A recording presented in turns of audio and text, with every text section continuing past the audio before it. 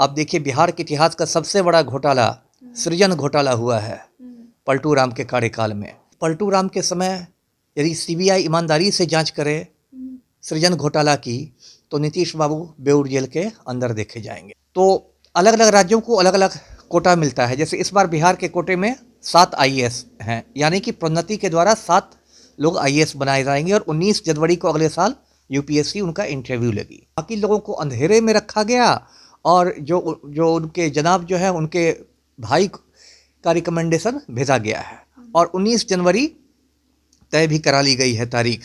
और इसी मामले पर पटना हाई कोर्ट में एक याचिका दायर हुई है और हम लोग उम्मीद करते हैं कि पटना हाई कोर्ट इस पर कोई कड़ा रुख लेगा, या तो एक फिर से तारीख दी जाएगी जिससे बाकी लोग भी अनुशंसा कर सके और 19 जनवरी की जो इंटरव्यू की तारीख है उस पर रोक लगाई जाएगी।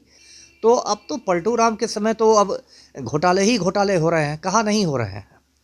तो जल नल योजना हो, कोई योजना हो जिसमें आप हाथ रखिए। अभी देखिए बहुत सारे घोटालों को छिपाने के लिए विश्वेश्वरैया भवन में आग लगा दी गई। नमस्कार, आप देख रहे हैं लाइव बिहार। मैं आपके साथ रूपम।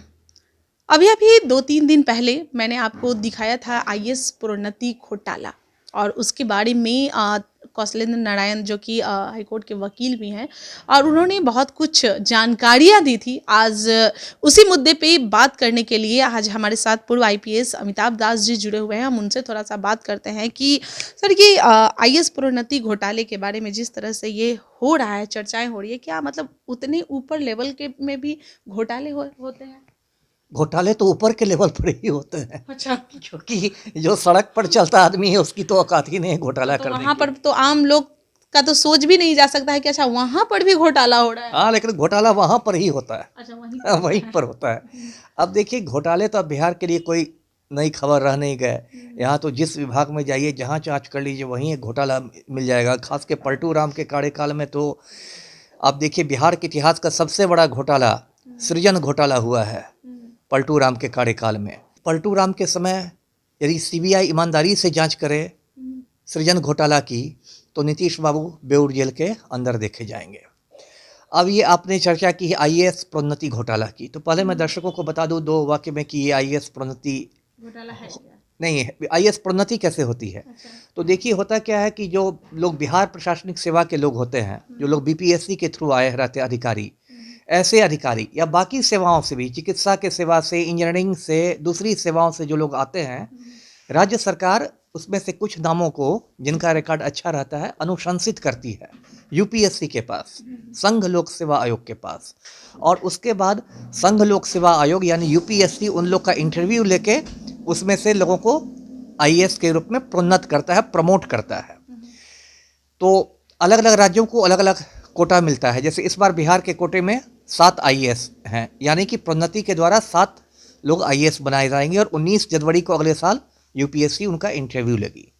अब ये जो कथित घोटाला है, मुझे जो जानकारी मिली है कि पटना हाई कोर्ट में एक याचिका दायर हुई है।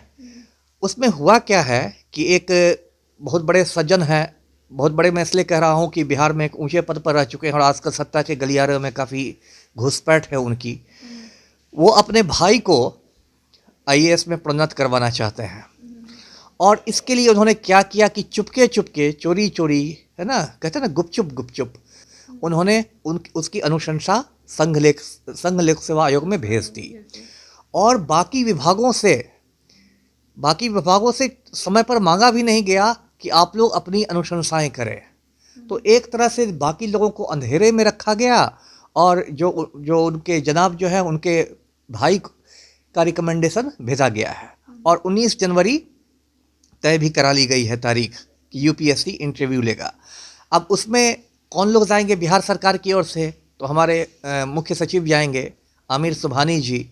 अब उनके बारे में तो मैं क्या कहूँ, सब लोग जानते ही हैं कि पलटू राम के कितने करीबी हैं।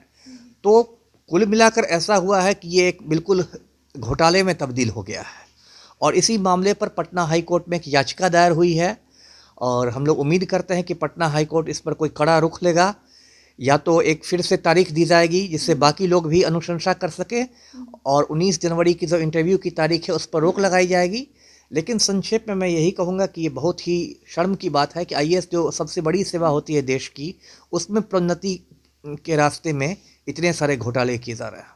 जी। यहाँ पर आईएएस में भी घोटाला हो रहा है, बीपीएससी की बात करें तो वहाँ पर भी वही धंधा चल रहा है। इसलिए मैंने कहा ना कि अब घोटाले तो बिहार के लिए कोई खबर ही नहीं रह गए। अभी इंटर टॉपर घोटाला हुआ था 4-5 साल पहले। एक लड़की इंटर में टॉप कर गई थी। हाँ जी। उससे पूछा गया कि पॉलिटिकल साइंस में किस चीज़ की पढ़ाई होती है, तो उसने कहा कि पॉलिटिकल साइंस में खाना पकाना सिखाया जाता है। ये स्टेट के टॉपर का जवाब है। तो अब तो पलटू राम के समय तो अब घोटाले ही घोटाले हो रहे हैं, कहाँ नहीं हो रहे हैं।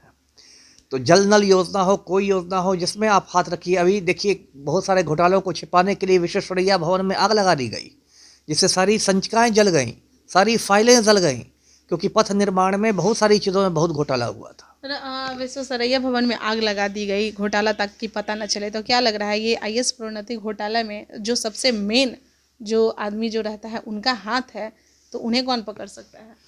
इसलिए मैंने कहा ना, उनको पकड़ना तो मुश्किल है ना, क्योंकि उनको तो पलटू राम का संरक्षण मिला हुआ है। जो कुछ हो रहा है वो पलटू राम के संज्ञान में है, उनकी सहमति से हो रहा है, तो इसलिए तो पकड़ना बहुत मुश्किल है। इसलिए जो उम्मीद बची है वो न्यायपालिका से ही बची है, कार्यपालिका से कुछ होने वाला नहीं। जो भी उम्मीद है न्यायपालिका से है, कोर्ट से है। जी चलिए, बहुत बहुत धन्यवाद। तो आपने सुना कि किस तरह से आईपीएस अमिताभ दास भी आईएएस प्रोन्नति घोटाले के बारे में कह रहे हैं, और इससे पहले भी मैं इसका एक खबर चलाई थी, आप उसे देख सकते हैं। कहा, इससे यह भी कहा जा सकता है कि जब सैया भयो कोतवाल तो अब डर काहे का, यानी कि सबसे जो प्रमुख आदमी है वही बिहार में, वही आईएएस प्रोन्नति घोटाले में उनका ही हाथ है, तो अब उन्हें डर किसका है, क्योंकि सरकार का ही हाथ उन पे है। चलिए देखते हैं कि सरकार भी इसमें कितना इन्वॉल्व होती है।